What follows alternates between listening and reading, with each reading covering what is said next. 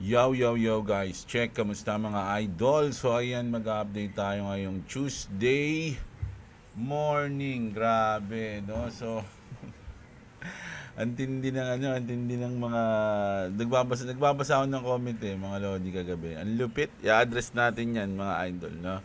So, bago 'yan, punta muna tayo sa ating crypto bubble. Yung hours natin medyo ganun din, green sa day natin, lamang pa rin ang green sa week natin. Medyo kulay green na, no? Ang lahat mga idol. Hindi, meron pa pala dash tsaka tau. Ayan. Sa month natin, ayun, no? Medyo ibig sabihin yung monthly natin, mga lodi hindi pa ganun ka bawi, no? So meron pa tayong mga dito, red, no? Pero sa hours, medyo good yan. Tapos, eto na, yung trade natin, mga Lodi, no? Ito yung ating trade. Mga Lodi na pinagyayabang daw ni Jeblo, sabi ng mga comment. Ayan, pinagyayabang daw to, mga Lods, no? Ano kasi yun yan 31. Mga Lodi, no? Basahin natin yung isang sutoy, mga Lodi, na nag-comment na natagpo ang sinasabuhay ang pagiging kamote. Ayan. Punta tayo sa ating video. Mga Lods, no? Basahin natin yung dito to, mga Lods, no? Ayan. So, ito. Ito to. Mamaya na kayo, mga Lodi, ha? Ayan. Pusuan ko kayo. Ito. Sabi dito, mga Lodi, ito si Hello Game. Ayan. Sabi niya, ito yung mga gonggong, sabi niya, gonggong, na parating nagpe-flex ng mga panalo sa trade. Uy, grabe, flexer.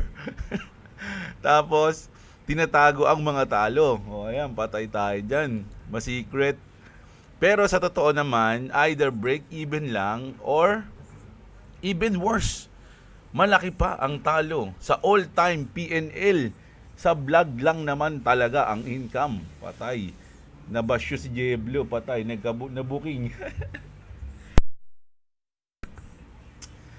Income, hindi sa trading, sabi. Nako, masyado lang egoistic para aminin. Ay, puta, mukhang matalino to, Nagbibitaw ng mga ganung words, Tapos, mayroon siyang taga-yo-yo. Dito, may taga-yo-yo siya si Omin. O yan, aray ko So, ito, address natin to mga idol kasi baka nga naman ganun. Di ba? Pero unang-una, Sutoy, kung everyday ka nanonood sa akin, everyday two videos ang ginagawa ni Jeblo, mga Lodi, no? At pinapakita ko yung trade natin dyan, no? Ayan. Lagi nilang nakikita yan, mga Lods, no? Hindi ko na para ipakita yung PNL, pero papakita ko yan. Wait lang, para malaman nyo. Ito kasi mga Lodi ganito. Ito yung mga ganitong tao, mga Lodi. Siguro kakanood lang na ito sa akin. Pero yung mga gusto niya, ito yung mga sinabi niya, siya yan. Nire-reflect yan ng sarili niya, mga idol. At nire-reflect din yan ng mga idol niyang pinapanood niya. Siguro yung mga idol niya pinapanood niya, pinatalo siya, mga Lods. And alam mo yun, sinunod niya yung mga idol niya, tapos natalo siya. Tapos ngayon nagbabrowse siya, nakita niya yung video ni Jeblo. Ito, tapos nakita niya, nagpakita tayo ng trade. Lagi ko naman ginagawa yun. Every diba, ito, may habang to, porkit hindi katulad namin yung natalo kami lagi. No? So, eto si Sutoy, no, na sinabuhay ang pagiging kamote, yun nga, no, hinusgahan niya agad ako, no, parang bago lang siya nanood sa akin, tapos hinusgahan niya agad tayo, no, so, pwede naman yun, na piniplex ko lang yung panalo ko, old, pero hindi kasi di ba alam niyo naman yan mga Lods, no, alam ng community ko yan, mga idol, yung mga nanonood sa akin everyday, pag talo tayo, talo. Pag panalo, panalo. Nakikita nila yan. No? Lagi tayong nagpapakita ng trade natin. So, punta tayo sa PNL natin, mga idol. Ito kasi yung ko na lang From kasi to Hindi ko na mabalikan yung yung pinaka dulo, no? Pero hanggang dito lang yung kaya ni BitGit na record Yan. Lang, damihan natin. Ayan. So, hanggang May ng 2024. Ayan, at May 21 siguro yung record nila, hanggang doon lang yung kaya siguro, I don't know. So tinignan ko kasi yung date Pero 2021 pa lang mga Lodi. Hindi, actually mga 2022 kasi 2021 aksi pa lang ako noon eh. So 2022 trade na tayo. Pero hanggang dito lang yung kaya niya, yung abutin eh. So May 2024 hanggang ano? Hanggang chinik ko yan eh. Ayan, November ngayon 2025. Ito yung PNL natin mga Lodi. Kung titignan mo yan, negative pa tayo. Syempre, baguhan pa lang tayo dyan eh. Oh. Negative, negative, negative, negative. Tapos nung medyo nagamay na, boom, boom, boom, boom, boom, boom. Oh, ayan na mga Lods, no? Oh. Ayun, PNL natin, no? Total, oh. Oh, ba't 1M to? Hindi ko naramdaman to. Nasaan na to? Naubos na ata. Di ba? So, ito yung sinasabi niya na pag tinignan naman yung total PNL, talo pa yan or worse, break even lang yan or worse, talo pa yan. O, ito yung ito yung total na nakalagay dito, mga Lodi, no? Sa day natin, 9K, 7 days, 33, 30 days, 28. Hindi ko na dapat ipapakita to, mga Lodi, kasi ang sinasabi mo kasi, ang sa kanya kasi, sinasabi niya, tinatago mo yung mga talo mo. Oh. Baligtad ako mga idol. Tinatago ko yung mga panalo ko. Asar talo. Asar talo si Sotoy. Oh, paano yan? Ha? Anong pangalan yung Chiquito na yun? Ayan, si Halo Game. O, paano yan? Nakita nyo, ikaw, kaya ba ipakita yung total PNL mo tsaka yung total PNL na mga iniidolo mo? Ha, mga idol? Sabihin mo sa mga iniidolo mo, manood sa akin. Nag-flex. Nagyabang na naman tuloy. Ayoko nga sana mga idol, kasi inaano tayo eh. Ginugunggong daw ako eh. Galunggunggong. Hindi, manood ka na dito, idol, para medyo, baka, hindi naman sinasabi, pero baka may mapulot kang knowledge lang, ganun, no, na sinishare naman natin yan. Dahil, naging dala na ako ng emosyon, naging yabangers na. Ang yabangers na. Hindi, hayaan na natin yan, mga Lods, no? Kasi baka sabihin niyo, yung mga ganito, hindi ko sinasagot eh. No? Sinasagot ko lang yung mga thank you, ganyan. Although sobrang na-appreciate ko yung mga nagko-comment sa atin dito, mga idol natin, no? Pero yung gantong mga comment, baka hindi binabasa ni Jeblo, mukhang tama yung mga sinasabi ng mga commentor niyang tawag dito, basher nalamang yung talo niya o break even lang siya. Ito Halo Game. No, gusto ko malaman mo na everyday kami nag-news, no? Everyday kami ng mga community ko dito na sama-sama kami, tinitingnan nila yan, yung trade ko, no, nakikita nila yan, tinuturo ko sa kanila, alam naman nila yan bago yung ini-start ko kung paano sa position, no? O kaya hanggang ilang araw na to eh. November 7 pa to, 4 days na tong trade ko na to. Ang laging ko binabanggit diyan yung 50% technique. Pinagbabawal na 50% technique. 'Di ba? Kaya kumbaga kaya nakamit natin yung profit na ayan, 'di ba? 30 na lang tuloy. Daldal mo kasi. 'Di ba? So, ayun in-address ko lang 'yun. Baka sabihin niyo kasi, pero hindi joke lang yung mga yabang na 'yun, mga Lods. Hindi ko na kasi talaga pinapakita 'yun. Kaya lang, pag may maraming nagko-comment sa kanya, hindi ko sinasagot eh. Kasi syempre, baka sabihin, kumbaga, kaya lang ito kasi, baka sabihin nyo, totoo siguro yan na wala, talo yan, tsaka break even yan, tas lang yan, egoistic. Imbis na nagmukha ka matalino, nagmukha ka tuloy kamote eh. Ka kasi, tawag dito, ano ba yung sa palabas sa Itbulaga, yung judgmental ka daw, ayan. Judgmental ka kasi, parang isang beses mo pala lang ata ako napanood, tas tinawag mo na akong gunggong. Ikaw tuloy naging gunggong. Ayan. Actually, sa attitude mo, mukhang hindi para sa yung crypto eh. Kasi mabilis ka magdesisyon, mga Lods, no? Ayon sa yung pag-comment, mga Lodi, nabasa ko na agad yan. Panis. Na madali ka magdesisyon, di ba? Kumbaga, tinawag mo na agad akong ganun eh. Parang minsan mo pa lang ata ako napanood. So, ganun din sa pagtitrade. Dapat wag kayo pala desisyon agad. Babasahin yan kasi madadala kayo ng inyong emosyon, mga Lods, no? Lalo na kapag nag-aabol kayo ng talo, di ba?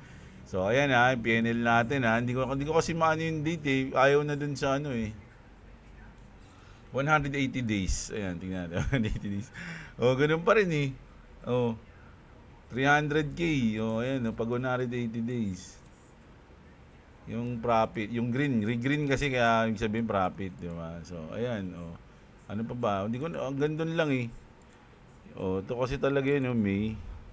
Tapos, bang. Hop, hop, hop, hop, hop, hop. Oh, dito, November 11. Okay.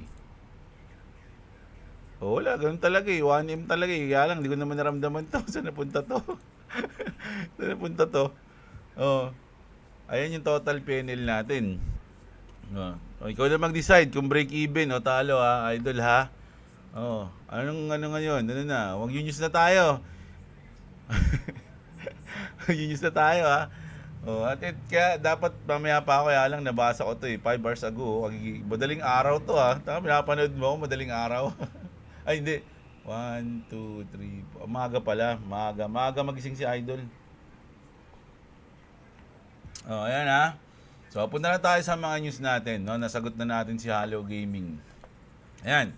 Breaking! The Senate has successfully passed the 60-vote threshold for a second vote to reopen the government. Progress is being made. The Schumer shutdown is almost over, but several more votes are needed tonight before this heads to the House.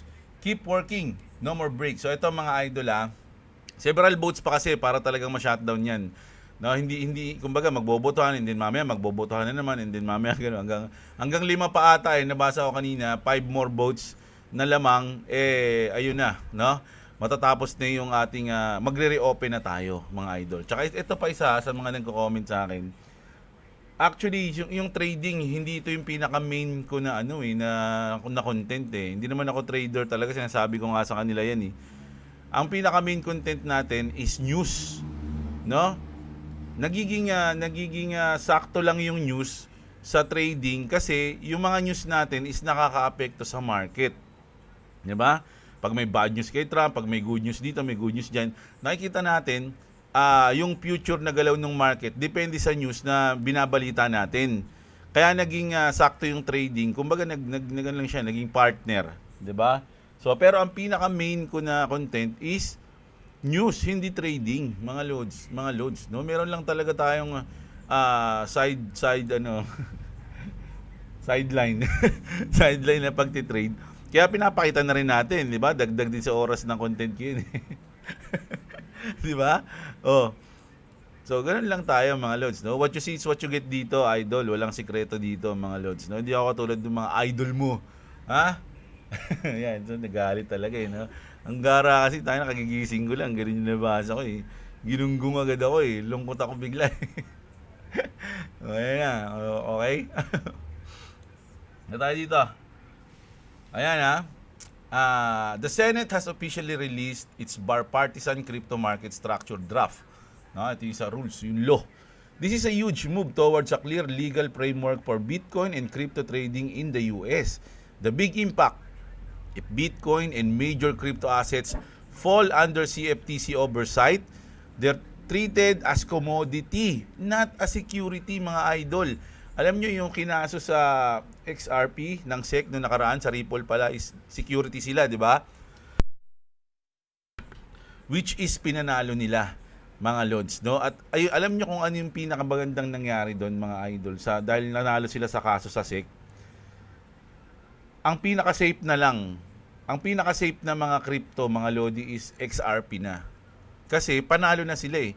So yung mga ibang coins, pwede pa silang kasuhan. Pwede pa nila ipagtanggol yung mga sarili nila. Kumbaga, hindi pa sila kumbaga may chance pa na kapag na-point sila ng SEC, ito, kasuhan natin to. O makaka-apekto yun sa presyo ng coins. 'Di ba? So lahat is may chance pang makasuhan. Pero yung XRP hindi na, o yung Ripple hindi na, kasi panalo na sila, no? So ang pinaka-safe talaga na coins is XRP. 'Di ba? Kasi tapos na, pinanalo na nila. Hindi nga nila pinanalo 'yun. Ay kumbaga nung pinanalo nila 'yun, hindi lang sila yung nakinabang doon, halos lahat ng crypto, no? Sa crypto space talagang nakinabang doon, dahil ibig sabihin may chance na manalo yung mga company na ganun sa SEC, sa government, 'di ba? So ang tindi nung ginawa nun, history yun mga lods. Kaya solid yun, no? Clear, sabi dito, which means, no, kapag nangyari daw yun, cleaner rules, mga lods, no, pagdating sa mga yan. Easier exchange access, more institutional capital, real market structure. This is the kind of regulatory clarity that precedes large, long duration inflows, mga idol. No? So, ibig sabihin, for me, yung mga tatamaan yan o yung magiging commodities, mga idol, pwede mo na talaga siyang i-hold ng matagal. No? Hindi na siya ganun ka-volatile, parang ganun. Kasi dineklara na siyang commodities eh. 'Di ba? Para na siyang gold. Para na siyang mga gold, silver, ganun, 'di ba? So, yung risk is nabawasan pagdating sa mga asset na tatamaan nito, mga lods. No? So, napakaganda nun, mga idol, no? Tapos ito naman, nako, punta na tayo dito. XRP Ledger adoption goes live in Morocco. Ito yung sa DNA protocol, mga lods, no? So, marami ng ano niyan. DNA protocol has officially launched its lab intake program across the country, onboarding certified clinics and research center to anchor genomic identity data directly to the XRP Ledger. Ayan mga lods, no? So, isa yan sa mga kasama sa paggamit way ng XRP, di ba? Sa XRP Ledger. Tapos ito, new era payments, no? Ang dami na nag-adapt nito. Meron na rin yung Gemini, Mastercard. So ngayon yung Uphold, mga lods, powered by Uphold Inc. This isn't just another card, it's the card built for the XRP generation. Earn up to 6%. Ang taas naman nito, mga lodi. No? 6% in XRP with 0 ATM on foreign piece. Swipe it, tap it, own the moment. No? Parang commercial lang sa TV, no? The future runs on XRP. So good news mga idol, no? Adoption, and alam nyo naman na napakadami ng move ngayon na nagiging tawag dito, nagiging parang pabor sa XRP, pero yung price hindi kumikilos, 'di ba? Bakit kaya? 'Di ba? So yung adoption kasi ang pwedeng magpagalaw diyan, mga lods, no? Yung utility niya, hindi hype. No, ayun yung pinaka pwedeng maging ano doon. Explanation, no? Pag inadapt na siya, pag nag-play na yung mga partnership, 'di ba? Doon na natin makita yung galaw niya. Pero yung sa hype lang na, oy, si ganito ganyan XRP na ano ni Elon Musk, ganito ganyan. Tapos lilipad na yun. Ganun ngayon, na-realize ko na ganun yung mga coins na medyo delicates eh. Yung nadadala ng hype, mga lods, no? So, kung gusto mo ng medyo hindi risky, although lahat naman sa crypto is risky, yung less risky lang sa lahat, dapat yung utility coins, mga lods, no? Ganon. Ito naman, BlackRock's Robbie Mitchnick interviewed causes spike in XRP and BTC demand, mga lods, no? The former Ripple ESEC says the BlackRock is cautious in the crypto market because most coins are considered worthless. The executive praises Bitcoin and emphasize that those who have taken a long-term perspective are the most successful. Following the video's release, analyst noted unusual inflows and trading patterns in both Bitcoin and XRP. XRP whales are now reduced selling, easing 650 million in outflows as new XRP ETF entries are seen on the Depository Trust and Clearing Corporation or DTCC. BTC is trading up to 2.2% in the past 24 hours after bounce from last week 1.22 billion ETF outflows, no? Marami kasing naglabas nung nakaraan. Tsaka ilan ba percent ngayon? 0.168% kasi ngayon mga lods, no? XRP 4.9, almost 5%. Ethereum negative na. Solana 1.79% mga lods, no? So ano to hours ba 'yon? 24 hours mga lods, no? So medyo lamang si XRP kahit papaano ng uptrend niya, no? So, balik tayo 29, no? 31 yan kanina. Ayan. So, ayun ang ating ano ngayon. And then, punta naman tayo dito. Nako, naniniwala ba kayo dito, mga idol, na holding a 1,000 XRP coin in 2026 could potentially change your life? 1,000 XRP. So, titignan natin kung magkano yung presyo niyan ngayon, mga lods. Kung bibili ka ng 1,000 XRP, sa peso is magkano? 1, 2, 3. So, 149,000. Sabi natin 150K. 150,000. Willing ka ba mag-invest ng 150,000, no? At maniwala ng 1,000 XRP mo is potentially change your life sa 2026, mga idol. 'Di ba? So, risky, 'di ba? Parang gano'n, 150,000, business na lang ako ng parisan o kaya ng karinderya o kaya ng ganyan, 'di ba? Pwede mo na maging yun, capital eh. Once the SEC gives the green light to an XRP ETF, it's game over, sabi dito. XRP is on the rise, currently up 9% and pushing against resistance. Now might be the ideal time to increase your XRP holding, no? So parang sabi nito, magbudega na kayo dahil pag ito nag-play na, no? Once the SEC gives the green light on the XRP ETF, the game is over. Baka hindi na kayo makahabol. Ganun yung sinasabi niya, not me, no? Hindi ako nagsasabi na bumili kayo ng mga coins, di ba? Hindi ako financial advisor. Do your own research. Huwag kayong bumasa sa akin para bumili, mag-hold at magbenta ng mga coins, mga lodi, no? Pera niyo yan, no? Hindi ko pera yan. Kung matalo kayo, hindi ko responsibilidad yan. Kung manalo kayo, hindi ko rin responsibilidad yan. Sabi nga ni Boss Robo, di ba? So, yan, ano lang, mga lods, no? Ako ba, si Boss Robo ba nagsabi, no? Pasensya na kung nababanggit ko lagi si Boss Robo, ha? Idol ko yun, eh. Diba? So, ayun na. Tapos eto na, mga lodi, no? CNBC na nagsabi nito, mga lods, ha? CNBC, Ripple Labs is conquering crypto. Now, the XRP-linked firm wants to take on traditional finance, mga lodi. Actually, kung titignan mo nga yung mga nangyayari ngayon, mga lods, halos lahat na eh. Halos lahat nandun na yung Ripple, XRP Ledger, XRP. Halos lahat na pwedeng gumalaw dun. Magto-tokenize, cross-border payment, bagong financial system, ganun, lahat na. Sinakop na nila, kayo na kaya. Mga lods, no? So, ayan grabe yung news natin ngayon, mga lodi. Uy, ang ganda nito, ha. Then, you must be a hardcore gamer. Uy, grabe, yung pogi, no? To avatar niya siguro yun sa laro. O, yan, mga lods. No? Ayun yung news natin, eh. Mga lods, eh, no? So, ako kasi ginawa akong thumbnail, nagka-bookingan na, no? Kasi nga, dahil yun dito sa nag-comment sa atin, no? So, parang na-booking niya ako na, naku, wala pala yan si Jeblo, eh. PNL niyan, chikito lang, eh. So, ayun, mga lods, ha. So, kita-kits tayo, mga idol. Sa mga wala pang crypto exchange dyan, andyan yung link natin ng BitGet, ng mga idol, na sa description sa baba. So, ban ang BitGet sa Pilipinas, mga idol. So, nagagamit ko to using my VPN. Andyan din yung ating mga, basta nandyan yung link, tignan nyo na lang.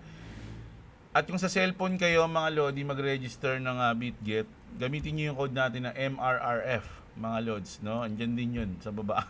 At kung gusto nyo manalo ng tawag dito, pa-Gcash ni Boy WhatsApp, mga idol, mag-subscribe na kayo sa channel ni Clovis Gaming. Ayan, no? Once na mag-subscribe kayo dito, sa December, irarapol ni Boy WhatsApp o ni Clovis Gaming yung lahat kayo at pipili siya ng 5 na bibigyan niya ng tig pa 500 pesos, mga lods. So, ayun pa lang yung kaya niya ngayon. Maghahanap pa si Boy WhatsApp ng sponsor niya kung madadagdagan pa. Mga lodi. So, ayan, subscribe na kayo kay Club. Siyempre, subscribe din kayo sa akin tsaka like niyo yung video kung umabot na kayo dito. Kita-kits, mga idol. Maraming salamat sa mga nanonood. Magandang araw sa inyo, mga kapatid. At What's up? Subscribe to Clovis TV. Subscribe to Clovis Gaming. And subscribe to Jablo if you want to subscribe to me. It's a link in the description. Also, there's bonus and discounts in the link in the description. Also, one thing I'm gonna say. 6, 7. 6-7. Babayu, detective.